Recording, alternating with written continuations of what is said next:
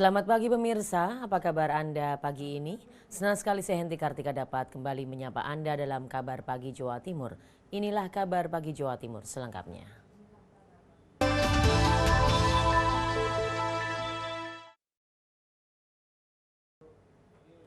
Tingginya aktivitas kegempaan Gunung Bromo di Probolinggo membuat statusnya dinaikkan kembali menjadi siaga.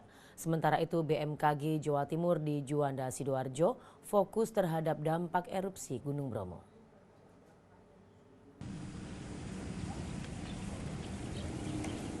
Semburan asap berwarna putih kelabu setinggi 900 meter terus membumbung tinggi dari puncak kawah Bromo mengarah ke barat timur di desa Ngadisari, Kecamatan Sukapura, Kabupaten Probolinggo. Saat dikonfirmasi melalui telepon, Gede Swantika selaku Kabid Mitigasi Gunung Api Bandung mengatakan status Gunung Bromo kembali dinaikkan dari waspada menjadi siaga sejak pukul 6 WIB. Hal ini berdasarkan tingginya aktivitas kegempaan dalam beberapa hari terakhir. Tercatat gempa tremor yang sebelumnya hanya dominan 1 mm kini naik menjadi 4 mm. Selain terjadi penggelembungan kawah, rentetan gempa vulkanik dangkal dan lontaran lava pijar juga terjadi. Dalam status Bromo siaga ini, pihak PVMBG menghimbau agar warga maupun wisatawan tidak beraktivitas di radius 2,5 km. Naiknya status Bromo membuat BMKG Jawa Timur di Juanda Sidoarjo fokus terhadap dampak erupsi Gunung Bromo. Pemantauan terhadap kecepatan arah angin dan ketinggian erupsi dilakukan untuk melihat jalur penerbangan. Terpantau debu vulkanik Gunung Bromo menyembur dengan ketinggian 50 hingga 900 meter dari permukaan kawah dengan kecepatan angin 5 hingga 35 km per jam dan dinyatakan masih aman untuk rute jalur penerbangan. Badan Meteorologi, Klimatologi, dan Geofisika BMKG di Juanda Sidoarjo menyatakan dan memberi kewaspadaan pada dunia penerbangan terhadap erupsi Gunung Bromo yang sewaktu-waktu mengancam rute penerbangan. Dari Probolinggo dan Sidoarjo, Syawan Kamahina, Kumaidi, TV One mengabarkan. Polda Jawa Timur dan jajarannya mengirimkan 7 truk bantuan sosial untuk korban bencana banjir bandang di Kabupaten Garut. Hal serupa juga dilakukan polisi dari Polres Banyuwangi. Dalam waktu 6 jam seluruh bantuan terkumpul.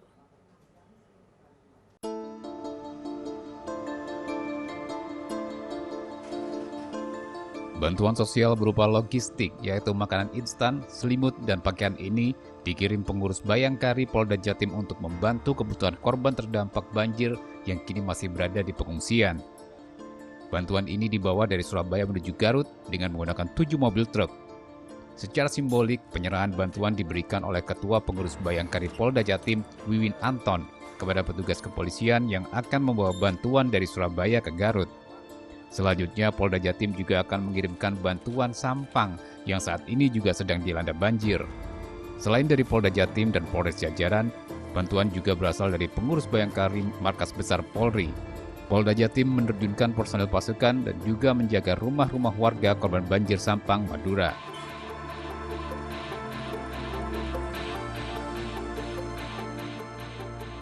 Ratusan polisi dari Polres Banyuwangi secara spontanitas mengumpulkan pakaian layak pakai dan bahan makanan untuk korban bencana banjir bandang di Kabupaten Garut.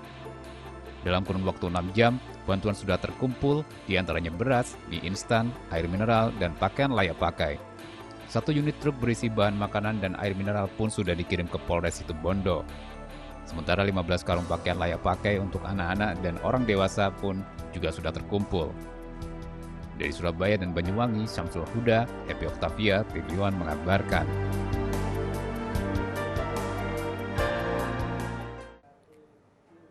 Sehari jelang pernikahan, seorang calon pengantin pria di Ponorogo tewas mengenaskan setelah motor yang dikendarainya ditabrak truk bermuatan pasir di jalur Ponorogo Pacitan. Kabar tersebut kami rangkum dalam Kilas Jatim berikut ini.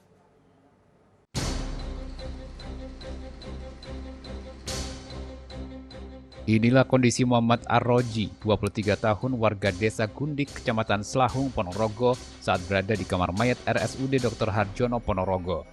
Ia menjadi korban kecelakaan di jalur Ponorogo menuju Pacitan, tepatnya di depan SPBU Nailan, Kecamatan Balong, Ponorogo. Menurut sejumlah saksi, Arroji yang rencananya besok akan melangsungkan pernikahan melaju dengan kecepatan tinggi menggunakan sepeda motor balap nopol AE2551 VY dari arah selatan menuju Balong. Sesampainya di depan SPBU Nailan, tiba-tiba ada sebuah truk pasir dengan nopol AE9324UN yang dikendarai Sugioto warga Selahung. Truk akan menyeberang jalan selepas membeli BBM. Tabrakan pun tidak bisa terelakkan.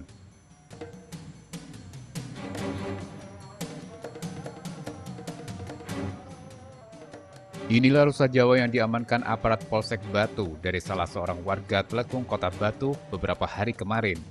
Awalnya petugas Polsek Junrejo sedang melakukan patroli di kawasan Villa Junrejo. Petugas melihat binatang rusa di salah satu villa tersebut. Diketahui rusa milik Haji Zainul yang membeli dari seseorang di daerah asal Situbondo.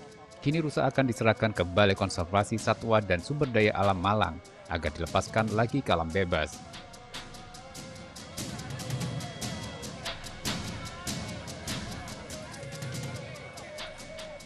Kericuhan terjadi saat salah satu mahasiswa dari Persatuan Mahasiswa Islam Indonesia Cabang Lumajang nekat melakukan orasi di atas pagar kantor Bupati Lumajang. Sejumlah petugas Satpol PP bersama pihak kepolisian terlibat aksi saling tarik untuk menurunkan mahasiswa dari atas pagar. Para mahasiswa tetap menolak rekannya diturunkan paksa hingga terjadi aksi saling dorong. Mahasiswa meminta agar peringatan 1 tahun terbunuhnya Salim Kancil dimaknai sebagai hari perjuangan dalam pemberantasan mafia penambangan ilegal yang makin marak akhir-akhir ini.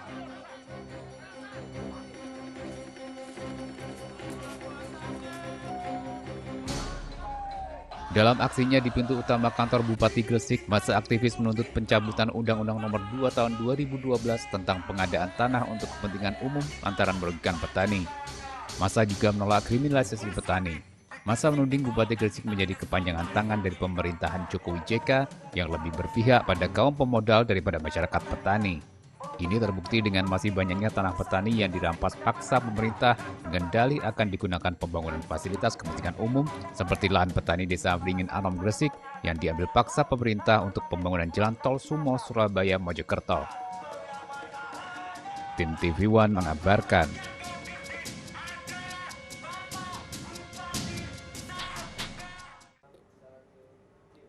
Kabar Bagai Jawa Timur akan segera kembali dengan informasi. Penyidikan terhadap kasus pembunuhan yang melibatkan Dimas Kanjeng terus berjalan.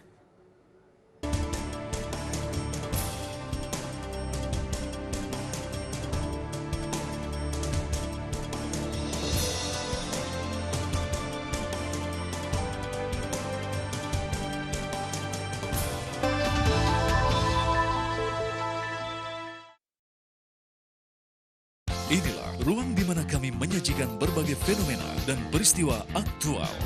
Pengadilan Tindak Pidana Korupsi kembali menggelar sidang kasus suap Hakim PT UN Medan dengan terdakwa Ose Kaligis. Ruang kita, TV One memang beda. Inilah program kriminal yang layak Anda telusur, menelusuri kasus lebih dalam, menyingkap tabir, menguak peristiwa dengan kamera tersembunyi. Buka mata, lihat sekitar Anda. TV One memang beda. Menelusuri beragam kasus kriminal di sekitar Anda.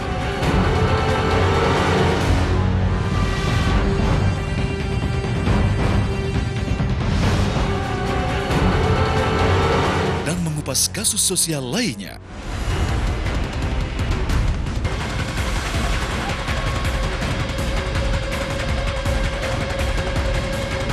Saksikan dalam program Telusur. TV One memang beda.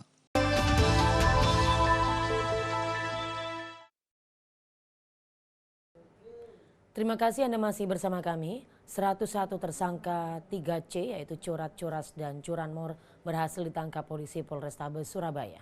Kabar tersebut kami rangkum dalam Kilas Kriminal berikut ini.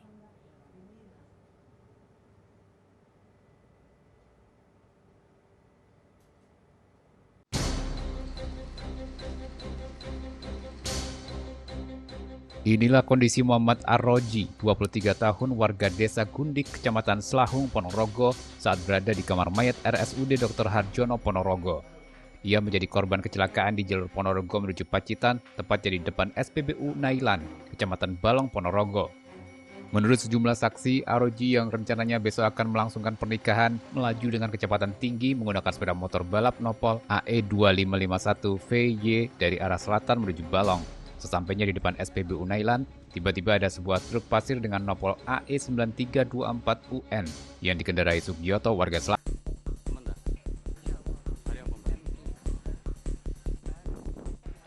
101 orang tersangka yang dipamerkan kepada awak media di depan halaman Mapolrestabes Surabaya merupakan hasil dari operasi Sikat Semeru 2016 selama 2 minggu sejak tanggal 14 September sampai 25 September.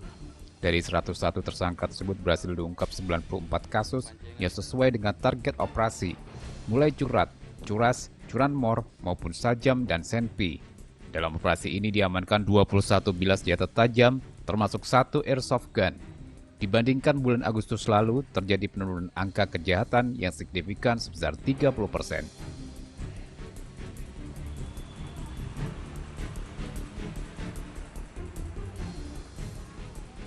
Tiga kawanan pencuri ini berhasil dihadang petugas di pos polisi Pakah, Dusun Pakah, Desa Gesing, Kecamatan Semanding, Tuban.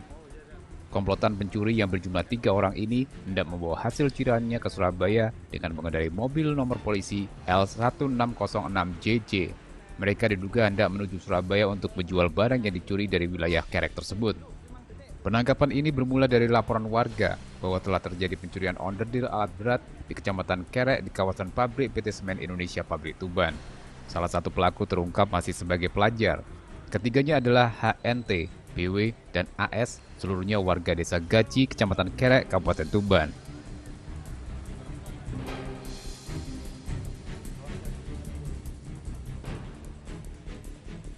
Upaya polisi untuk memberantas peredaran narkoba di wilayah hukum Polda Jatim membuahkan hasil. Polisi berhasil membekuk 5 bandar narkoba dari 3 tempat yang berbeda, di antaranya bandar narkoba di Jombang dan Madura. Dari tangan pelaku, polisi berhasil menyita 7 kg ganja kering, serta bibit ganja, dan 10.000 pil ekstasi, serta 2,5 ons sabu-sabu, lengkap dengan alat hisapnya.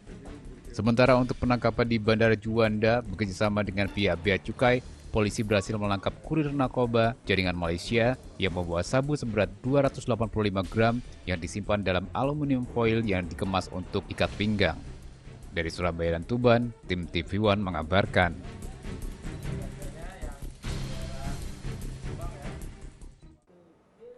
Penyidikan terhadap kasus pembunuhan yang melibatkan tokoh spiritual pengganda uang Dimas Kanjeng Taat Pribadi terus berjalan. Usai menangkap Taat Pribadi yang diduga sebagai otak pembunuhan, polisi juga mengejar DPO lain yang terlibat dalam pembunuhan tersebut.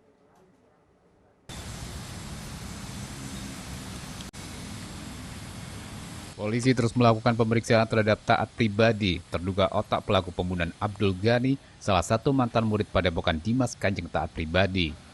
Polisi juga tengah memburu DPO yang diduga juga terlibat dalam pembunuhan tersebut. Polisi masih menunggu laporan orang hilang, mengingat terungkapnya korban pembunuhan Abdul Ghani di Wonogiri, Jawa Tengah, berdasarkan laporan korban Mr. X, sebelumnya akhirnya terungkap identitas korban. Sementara itu, untuk para korban yang terlanjur menjadi santri Padepokan Dimas Kanjeng Taat Pribadi, Kapolda telah memerintahkan Polres Probolinggo berkoordinasi dengan Forkopimda untuk melakukan pembinaan dan rehabilitasi. Dengan dibantu pihak kepolisian, petugas Satpol PP melakukan pemeriksaan ribuan identitas santri yang bertahan di Padepokan Dimas Kanjeng di Desa Wangkal, Kecamatan Gading, Kabupaten Probolinggo. Salah satu santri dalam tenda Padepokan tak luput dari pemeriksaan. Meski sejumlah santri berusaha menghindari petugas karena mereka kebanyakan tak memiliki identitas resmi. Dari 2.000 santri yang bertahan, hanya 200 santri yang terdata oleh petugas. Karena para santri di Padepokan silih berganti berdatangan, rata-rata mereka berasal dari luar Jawa seperti Makassar, Sulawesi, Medan, Irian Jaya, dan menetap antara 1 sampai 2 bulan lamanya.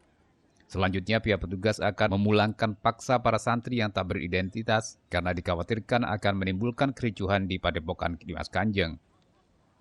Dari Surabaya dan Probolinggo, Viwan mengabarkan. Praktik pungli yang kian meresahkan wali murid membuat Komisi D DPRD Gresik menggelar hearing dengan memanggil pihak sekolah, komite sekolah dan wali murid korban pungli. Komisi D meminta kewajiban membeli LKS dihentikan.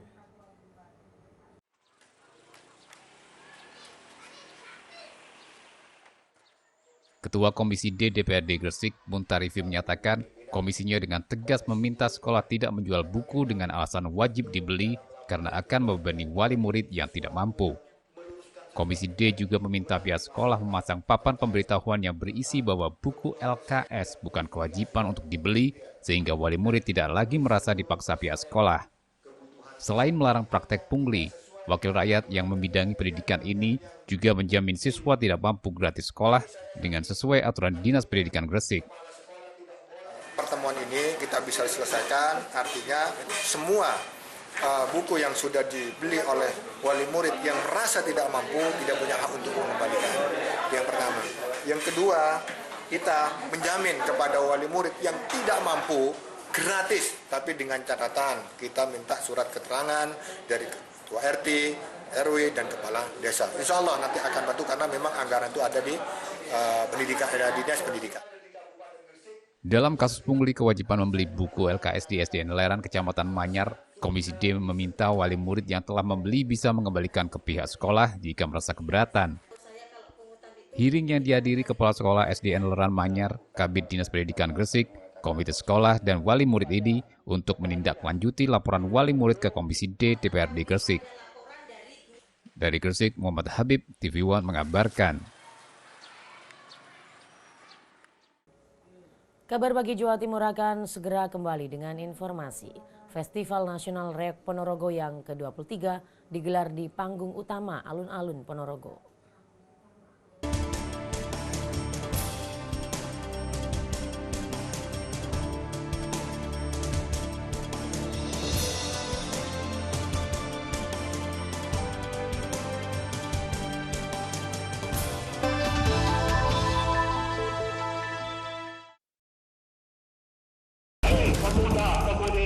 Sejarah perjalanan hidup Indonesia berbicara tentang kejayaan dan upaya Indonesia untuk merdeka. Peristiwa bersejarah terdokumentasi untuk generasi Indonesia. Bangsa yang besar adalah bangsa yang tidak melupakan sejarah bangsanya sendiri. Indonesia mengingat di TV One. Sejarah perjalanan hidup Indonesia berbicara tentang kejayaan dan upaya Indonesia untuk merdeka. Peristiwa bersejarah terdokumentasi untuk generasi Indonesia. Bangsa yang besar adalah bangsa yang tidak melupakan sejarah bangsanya sendiri. Indonesia mengingat di TV One. Dinamika dunia sepak bola selalu berubah dari waktu ke waktu. Kesiapan tim, kondisi fisik, maupun faktor non-teknis mempengaruhi performa dan hasil akhir laga. Saksikan analisa komprehensif dunia sepak bola dalam Soccer One. Di TV One, memang beda.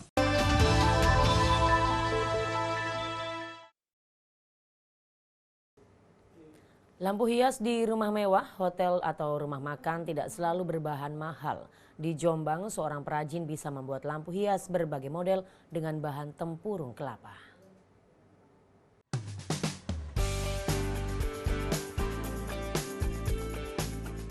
Lampu hias ini tampak indah karena dilengkapi dengan berbagai ornamen. Tidak hanya lampu hias gantung saja yang memiliki seni, namun juga lampu duduk berbagai model, semuanya menjadi penyejuk ruang tamu ataupun ruang istirahat. Lampu-lampu ini mengesankan lampu hias mahal, namun sebenarnya hanya berbahan tempurung kelapa yang biasanya dibuang karena dianggap tidak memiliki nilai ekonomis. Untuk membuat lampu hias ini memang tidak mudah. Perajin di Desa Japanan, Kecamatan Mojowarno, mula-mula harus memilih kelapa yang tua dan masih utuh. Kelapa yang masih berisi ini dipotong dengan gergaji. Setelah terpola, isi kelapa diambil, tempurungnya digosok hingga halus. Setelah seluruh sisi berwarna mengkilap yang menjadi ciri khas tempurung, baru dikembalikan utuh lagi dengan lem perekat. Perajin mengukir sesuai dengan seleranya. Terakhir tempurung dirakit berbagai model dan dipasang lampu.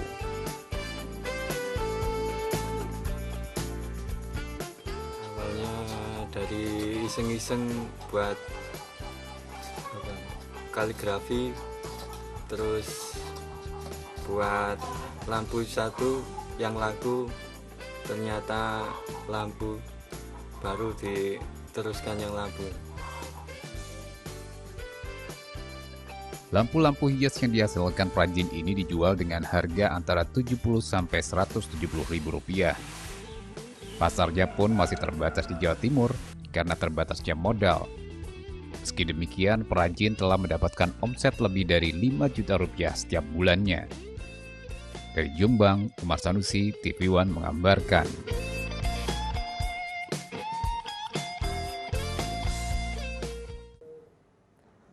Festival Nasional Reog Ponorogo ke-23 yang digelar di panggung utama alun-alun Ponorogo semakin meriah karena diikuti oleh puluhan grup reog dari berbagai daerah. Festival Nasional Reog tersebut akan berlangsung selama 5 hari ke depan.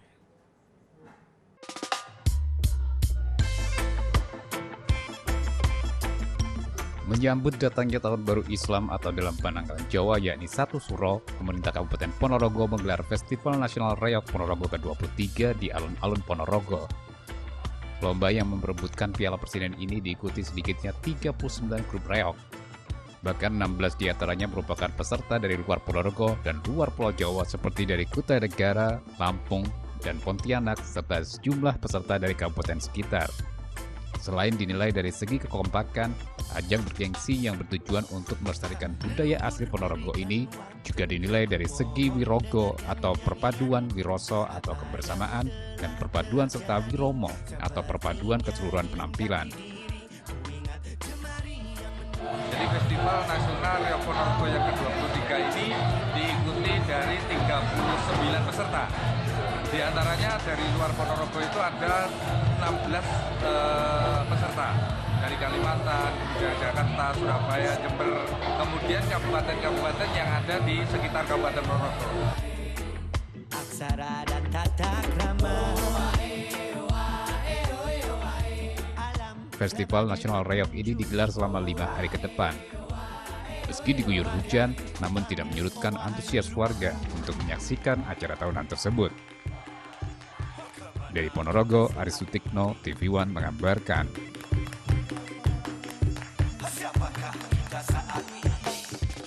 Pemirsa, kabar tadi sekaligus menjadi penutup kabar pagi Jawa Timur untuk hari ini. Mewakili kru yang bertugas, saya Henti Kartika mohon undur diri. Selamat beraktivitas. Sampai jumpa.